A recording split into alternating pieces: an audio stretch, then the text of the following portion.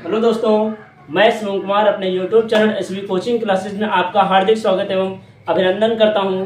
तो आज हम पढ़ेंगे क्लास 10th की सोशल साइंस में सामाजिक विज्ञान में मोस्ट इम्पॉर्टेंट क्वेश्चन जो कि आपके एग्जाम में हर बार पूछ ही जाते हैं ना। तो मैंने कुछ बहुत ही इम्पॉर्टेंट क्वेश्चन को सीरीज लिया है ना, ताकि इनको मैं आपको बता सकूं और आप अपने एग्जाम में बहुत ही अच्छा स्कोर प्राप्त कर सकें, है ना। तो चलिए बिना देर करते हुए हम शुरू करते हैं और देखते हैं कि हमारे इंपॉर्टेंट क्वेश्चन कौन कौन से हैं ना। तो चलिए, मैंने पहला क्वेश्चन लिख रखा है, इटली के एकीकरण पर प्रकाश डालिए। दूसरा क्या है, महात्मा गांधी के द्वारा चलाए गए असहयोग आंदोलन का क्या अर्थ है ना, इसके कारण क्या थे, ये आपको बताना है। देखिए, महात्मा गांधी जी के द्वारा जितने भी आंदोलन चलाए गए हैं आप सारे पढ़ के जाइएगा और एक ना एक आंदोलन आपको आपके एग्जाम में मिलना ही है, ये आपको निश्चित करना है, ठीक है। तो मैंने असहयोग आंदोलन ले लिया है, आप चिपको आंदोलन ले लीजिएगा, सविनय अवज्ञा आंदोलन ले लीजिएगा, ये सब पढ़ लीजिएगा, पढ़ के जाइएगा। फिर क्या है, महामंदी के कारणों की व्याख्या कीजिए, या महामंदी से क्या अभिप्राय है, महामंदी का क्या तात्पर्य है ना, ये सब पढ़ के जाना है। फिर क्या है, अगला मैंने क्वेश्चन लिख रखा है, गुटेनबर्ग ने किस तरह मुद्रण में अपना योगदान दिया था, ठीक है। फिर क्या अगला, ये आपकी भूगोल ज्योग्राफी है 5 नंबर, भारत में पाई जाने वाली विभिन्न प्रकार की मृदाओं का वर्णन कीजिए या मिट्टियों का वर्णन कीजिए। या फिर क्वेश्चन आ सकता है कि भारत में पाई जाने वाली विभिन्न प्रकार की मिट्टियों का वर्णन कीजिए, है ना, ये हो जाएगा। फिर क्वेश्चन नंबर 6 क्या है, मृदा अपरदन से क्या अभिप्राय है, इसको रोकने के उपायों का वर्णन कीजिए, या मृदा अपरदन क्या होता है, इसका क्या अर्थ है ना। तो ये आपके कुछ इंपॉर्टेंट क्वेश्चंस हैं, आप इनका स्क्रीनशॉट ले लीजिए। फिर कुछ क्वेश्चंस और हैं, मैं उनको भी आपको इस वीडियो में बता देता हूं, तो आप इनका स्क्रीनशॉट ले लीजिए, है ना।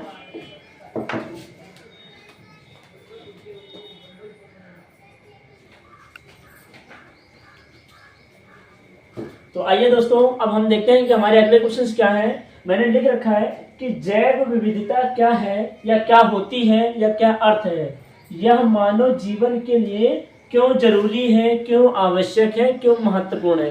क्वेश्चन आपको कैसे भी पूछेगा, आपको आंसर इसी तरह का लिखना है, ठीक है। तो ये सब आपके अवतार में मिल जाएंगे, आपकी कॉपी में मिल जाएंगे, ठीक है। अगला क्या है, क्वेश्चन नंबर 7, बहुउद्देशीय परियोजना से होने वाले प्रमुख लाभों का वर्णन कीजिए, या फिर बहुउद्देशीय परियोजना क्या होती है ना। तो ये आपको बहुत ही अच्छे तरीके से पढ़ के जाना है आपके एग्जाम में, ठीक है। फिर अगला क्वेश्चन क्या है, भारत की मुख्य फसलों पर एक टिप्पणी लिखिए, या भारत में पाई जाने वाली विभिन्न प्रकार की फसलों का वर्णन कीजिए, है ना। तो ये आपके एग्जाम में क्वेश्चन बनते हैं, ठीक है।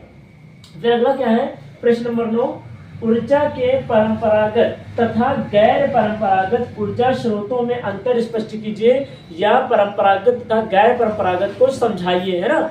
ये आपको करने हैं। फिर अगला क्वेश्चन क्या है, सत्ता की साझेदारी क्यों जरूरी है, समझाइए, या सत्ता की साझेदारी क्या होती है या क्या अर्थ है ना, पढ़ लीजिएगा अच्छे से।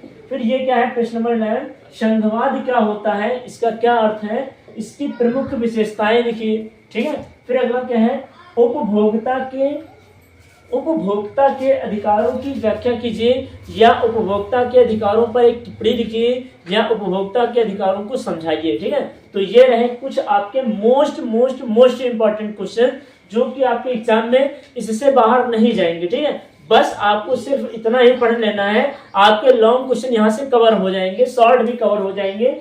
कुछ क्वेश्चंस आपको अपने पास से भी पढ़ना है, और मैंने इसके पहले ही वीडियो एक सैंपल पेपर मैंने सोशल साइंस के लिए डाल रखा है, करीब 30 से 40 क्वेश्चन है, उसको देख लीजिएगा। और अगर आपको वीडियो नहीं मिलती है तो आप लिखिएगा social science sample paper by SV coaching classes, इतना लिखेंगे आपको मिल जाएगा, ठीक है। तो ये आप लिखिएगा, और अगर आपको किसी भी टॉपिक में प्रॉब्लम होती है तो आप मुझे कमेंट बॉक्स में जरूर कमेंट करें, ठीक है। तो उम्मीद करते हैं कि आपको ये क्वेश्चन समझ में आए होंगे, आप इनको अच्छे से पढ़िएगा, है ना। मिलते हैं नेक्स्ट वीडियो में। Thanks for watching this video.